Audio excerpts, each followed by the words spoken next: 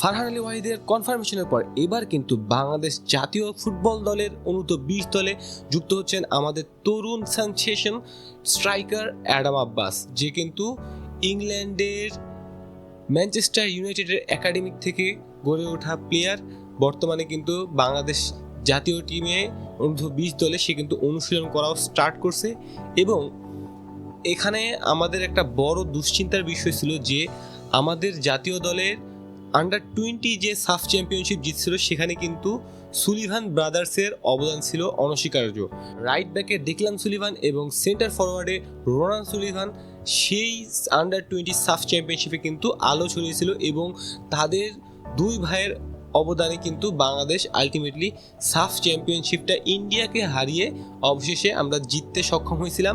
এবং এই Asian cup qualifier under-20 যেটা উজবেকিস্তানে হতে যাচ্ছে, আমরা কিন্তু এইখানেও আশা করছিলাম যে আমাদের সুলিভান ব্রাদার্স এই আসরেও তাদের অবদান রাখবে এবং তারা বাংলাদেশে আসবে লাল সবুজের জার্সিতে আমাদের দলকে এশিয়ান কাপ কোয়ালিফায়ারে মূল পর্বে নিয়ে যাবে। কিন্তু আমরা দেখলাম যে তাদের না আসায়, বাংলাদেশে না আসার কারণে কিছু পাবলিক এমন এমন কথাবার্তা বলতেছে, তারা জানেই না যে কেন তারা দেশে আসতেছে না, না জেনেই তারা বলতেছে যে তাদের মধ্যে দেশপ্রেম শেষ হয়ে গেছে, টাকার লোভ, এই জন্য তারা কিন্তু এখন আর বাংলাদেশে আসতে যাচ্ছে না। এখানে বিষয়টা আদতেও এমন না।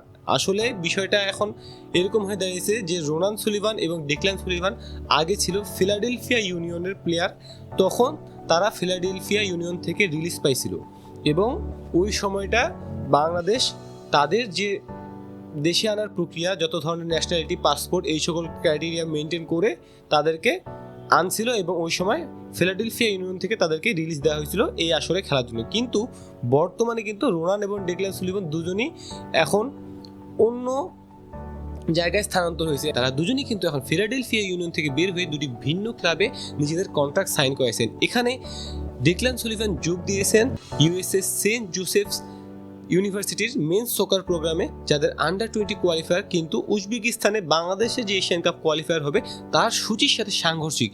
একই রকমের রিজন রয়েছে রোনান সুলিভানের ক্ষেত্রেও, এই জন্য কিন্তু তারা বর্তমানে এই এশিয়ান কাপ কোয়ালিফায়ারে চাওয়ার পরেও যোগ দিতে পারছেন না। কিন্তু আমাদের জন্য এখানে একটা আশার আলো হয়ে আসছেন অ্যাডাম আব্বাস, যে কিনা রোনান সুলিভানের পারফেক্ট রিপ্লেসমেন্ট হতে পারে। কারণ রোনান সুলিভান ইন্ডিয়ার সাথে ফাইনালের যে গুরুত্বপূর্ণ পেনাল্টিটা রয়েছিল, যেটা স্কোর করার মাধ্যমে বাংলাদেশ এশিয়ান কাপ কোয়ালিফাই জিতছিল, এবং স্ট্রাইকার হিসেবে সেই সময়ে কিন্তু আন্ডার-20 টিমের প্রাণভোমরা ছিল রোনান সুলিভান। এবং এই জায়গাটা কিন্তু অ্যাডাম আব্বাস, আমাদের নতুন সেনসেশন, তরুণ সেনসেশন, যা ম্যানচেস্টার ইউনাইটেডের একাডেমি থেকে বড় হয়েছেন এবং ফিজিক্যালি অনেক ফিট এবং স্ট্রং প্লেয়ার, সে কিন্তু আমাদের এই জায়গাটা পূরণ করবে। অ্যাডাম আব্বাসের কেরিয়ারটা যদি আমরা পর্যালোচনা করতে চাই তাহলে আমরা দেখব যে অ্যাডাম আব্বাসের বেড়ে ওঠা হয়েছে ইংল্যান্ডে, যেখানে তার মা ছিলেন বাংলাদেশি বংশোদ্ভূত এবং তার পিতা ছিলেন জামাইকান।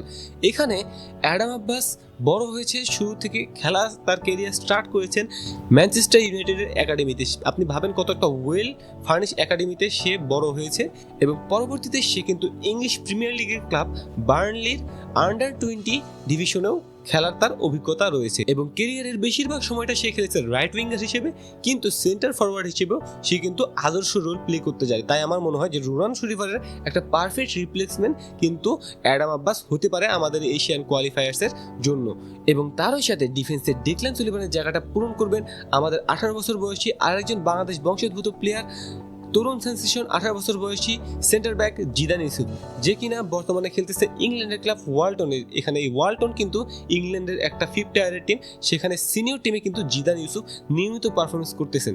তো এই দুজনই কিন্তু বর্তমানে বাংলাদেশ এশিয়া কাপ কোয়ালিফায়ার্সের যে ক্যাম্পেইনটা চলতেছে, কোচ যে ক্যাম্পেইনটা পরিচালনা করতেছে, সেই ক্যাম্পেইনে কিন্তু এই দুটি প্লেয়ারই এখন ট্রেনিংয়ে অংশগ্রহণ করছেন। কিন্তু ভাই তারা যেখানে ট্রেনিং করতেছে, ট্রেনিং ক্যাম্প নিয়ে কিন্তু আমার অবজেকশন রয়েছে।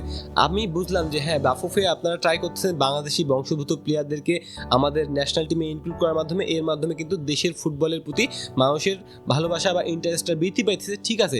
কিন্তু আপনারা এত জায়গায় এত খরচ করেন, কিন্তু তাদের জন্য একটা ভালো উন্নত মানের ট্রেনিং সেন্টার, একটা উন্নত মানের মাঠ ট্রেনিং করার জন্য এই জিনিসটা আপনারা এখন পর্যন্ত বিল করতে পারেন না। আমাদের এখনও এইরকম তরুণ প্লেয়াররা যারা বিদেশি বংশোদ্ভূত, যারা এত ওয়ার্ল্ড ক্লাস এনভায়রনমেন্টে বড় হয়েছে, এই যে তাদেরকে খ্যাপের মাঠে, ধান ক্ষেতের মাঠে আসে ট্রেনিং করতে হইতেছে, কাদা মাঠের মধ্যে, এই জিনিসটা কি আসলেই তাদের সাথে শোভা পায়? আপনারা কি এই জিনিসটা জাস্ট একটা ট্রেনিং সেন্টার তাদের জন্য তৈরি করতে পারেন না? একটা ভালো স্টেডিয়াম বাংলাদেশে বিল্ড করতে পারেন না? এইটুকু করলে তো বাংলাদেশের ফুটবলটা আরও ডেভেলপ হয়। তারা এত ওয়ার্ল্ড ক্লাস এনভায়রনমেন্টে আসে, এই খ্যাপের মাঠে তো নেইমার মেসিকেও যদি আমি ছাড়ে দেই, সেও তো মনে হয় ভালো মতন পারফর্ম করতে পারবে না। তো এই দিকে বাফুফের নজর দেওয়া উচিত।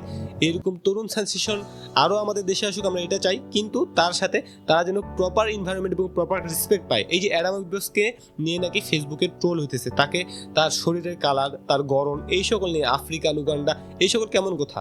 সে একজন বাংলাদেশি বংশোদ্ভূত বাংলাদেশি প্লেয়ার, তাকে নিয়ে তো ট্রোল করা যায় আসে না।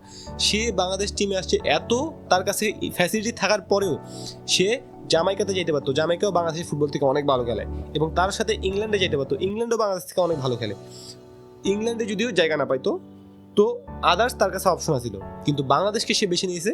এই ক্ষেত্রে আমাদের কিন্তু তাকে রেসপেক্ট করা উচিত, এবং সে কিন্তু বলছে যে হ্যাঁ, হামজা চৌধুরী এবং তার সাথে সুমিত সোম এরকম প্রিমিয়ার লিগের সিনিয়র প্লেয়াররা বাংলাদেশে আসছে, এই কারণে তারও এটা নজরে পড়ছে, এবং শেষে কিন্তু একটা পেজের সাথে যোগাযোগ করার মাধ্যমে সে বাংলাদেশের জাতীয়তা এবং বাংলাদেশে খেলার জন্য আগ্রহী হয়ে উঠছে। তো এই জিনিসগুলো অ্যাপ্রিসিয়েট করেন, মানুষকে আপনারা নেগলেক্ট না করে ফেসবুকে একটু অ্যাপ্রিসিয়েট করেন, এটা আমাদের বাংলাদেশের ফুটবলের জন্য বেশি ইফেক্টিভ হবে।